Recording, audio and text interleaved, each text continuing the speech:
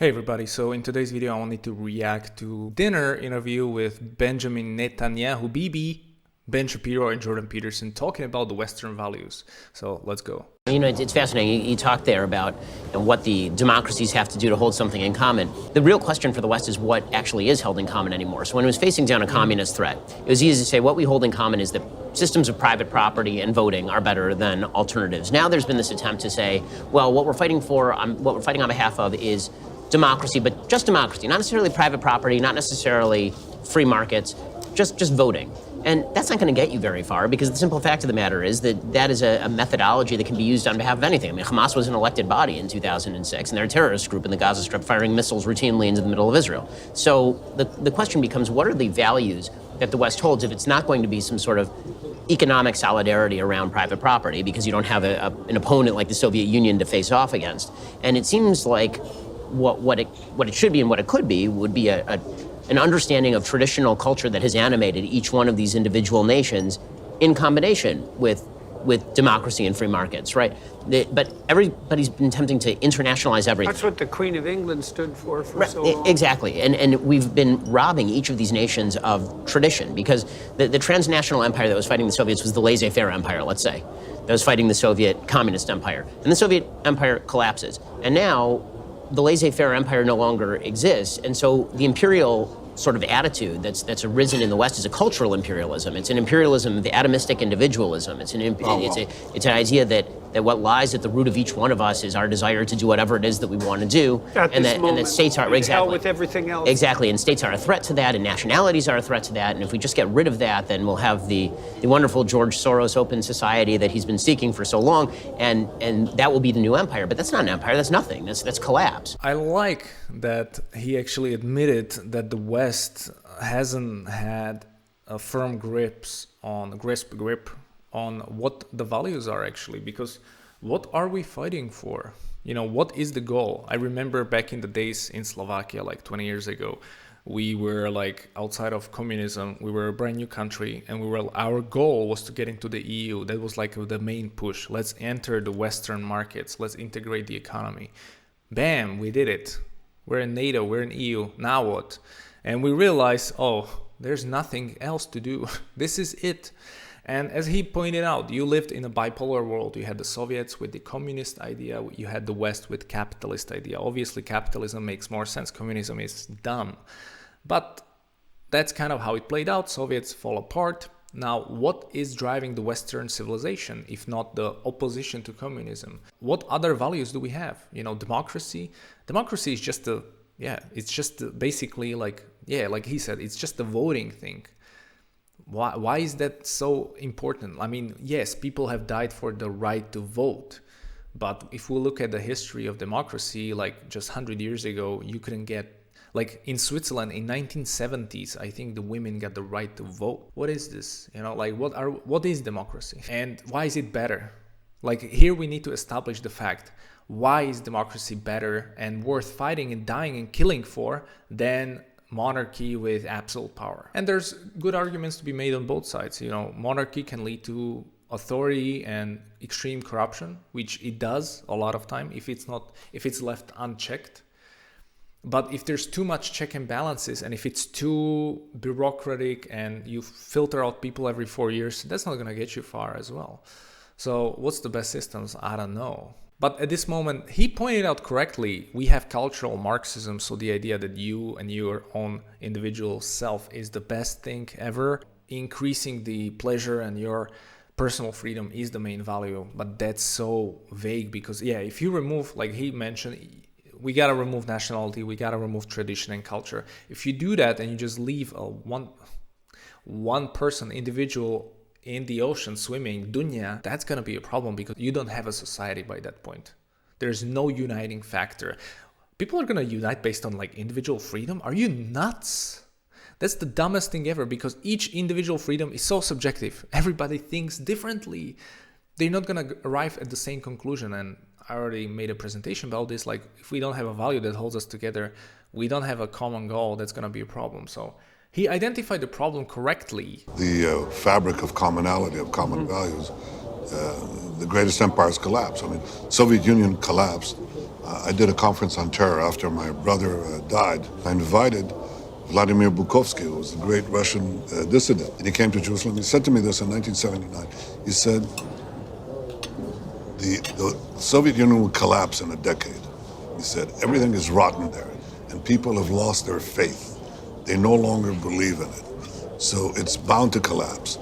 And I think what you're saying, Ben, is that in the absence of a common fabric of belief and faith, that It's fatal. this thing doesn't work. And when I talked about the Iron Triangle of peace, of economic, military, and diplomatic power, the center of the triangle is your faith and your core beliefs, because otherwise, what are you fighting for? That's a good point. Am I agreeing with Ben Shapiro and Netanyahu? 10 years before the collapse of the Soviets, the guy already knew it's gonna collapse because no one believed in it.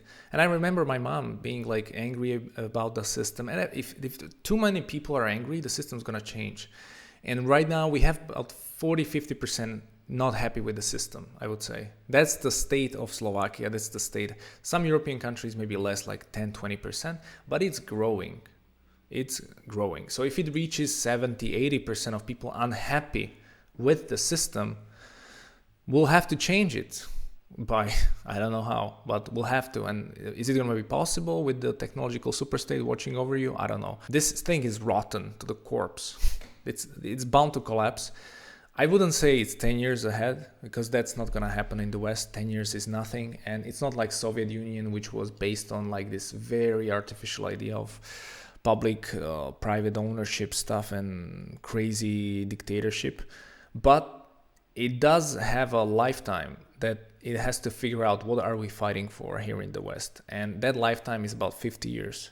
If in 50 years this thing doesn't improve and we don't identify what unites us, just the polarization of society will go further away, and it's gonna create some sort of mess. There's gonna be like a civil war or something, I don't know. And so and then you have like problem like, okay, so we'll unite based on the nationality, but that's so limited, because like what, we're gonna make a Slovak national state? We already have it. That's like so artificial, because you can't unite based on nationalism. So you're left with religion, but Christianity is dying out. And it's not supposed to run a state. It's impossible. There's even separation between church and state for a reason, because it's not designed for running a state. So what are you gonna do, boy? What you gonna do, the West? Look at this prediction. This is what I'm making 50 years ahead from now, in the future, 2072. Let me know if this is true. The number of Muslims in Europe will increase. And by 2072, there's gonna be like 40-50% of Europeans are gonna be Muslim. Like in the UK, Germany, France and stuff. By that point, the West will be in complete collapse. Like based on values, not economically, but values will be collapsed. People will be very unhappy. And so the Islam will be the only solution for the West to adopt. Am I true? Is this too far-fetched? I don't know. But since Islam is capable of running a country, what's going to happen? Are we going to vote in an Islamic party in Germany, let's say, or in the UK, and that party is going to start like improving, like basically implementing some of the basic Sharia, and then once people see, okay, this thing is working, let's give them more power, then we're going to say, okay, here's a caliph, Andrew Tate. No, I'm joking. Islam would be the solution. I just don't think Western people will embrace it at the highest level, because Islam has a clear value. What unites us? It's so easy. It's the belief in Allah, and it's the Quran, it's the Sunnah, not for Shias, but it's the Sunnah. And it's just like we have this preserved, this is never gonna change, this is forever. So the value is so strong that unites people, you know. It's not like this freedom or democracy, it's like we know this.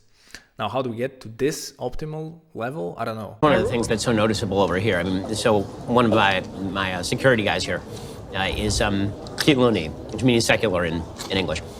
He's a secular Jewish guy, grew up on a kibbutz, but he still has tremendous reverence for Jewish tradition, for example. He had two grandmothers who survived the Holocaust and were not religious, anti-religious in many ways because they had survived the Holocaust, but they still had reverence for a certain level of tradition.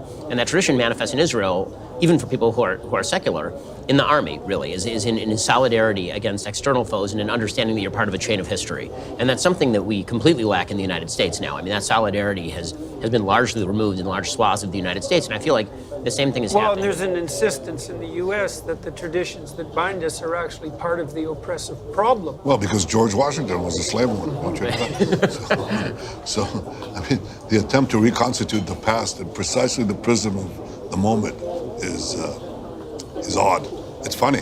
It's stupid. And I think political. It's not just stupid, it's malevolent, too. Well, it's It's political. not just ignorance. You know, Political there's- correctness gone AWOL. I mean, it's crazy. It's too far.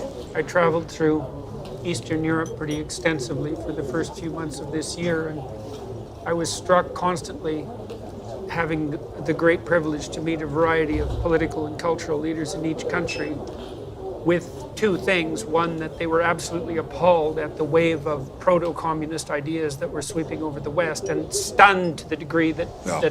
that they had achieved dominance. And then also this belief that they were lone voices crying in the wilderness, which is what you hear from conservatives in many, many places. And I thought, well, after going to 10 different countries and hearing exactly the same thing in every country, I thought, well, why in the world isn't there something like an international movement on the conservative front? Common turn. Well, yeah. Well, that's the danger, of course, of that happening. But by the same token, the people who are espousing traditional values haven't done a very good job of articulating them, and they haven't been able to bring anything approximated to. You see the problem with Jordan Peterson's framework?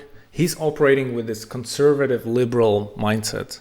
That's so 2021, dude. You're still operating with the same idea, liberalism. Liberalism can be conservative or liberal, but it's still liberalism. We're talking about completely getting out of these two dimensions in liberalism and just moving away from it, right? Even communism is under liberalism because it's within the system of this dunya, of this world. You're trying to achieve the maximum production of products or services in just a different way. Conservative is the same as liberal.